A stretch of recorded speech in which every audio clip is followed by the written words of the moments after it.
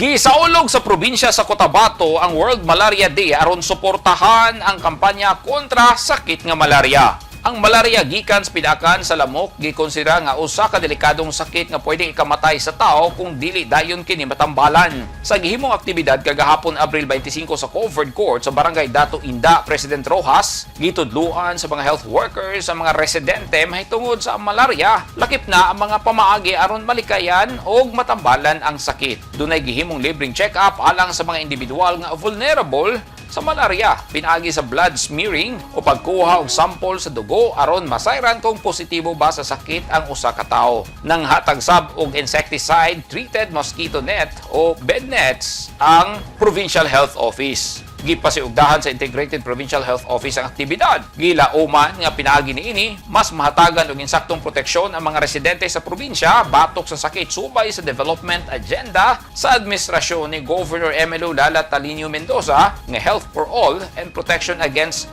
Contagious Diseases.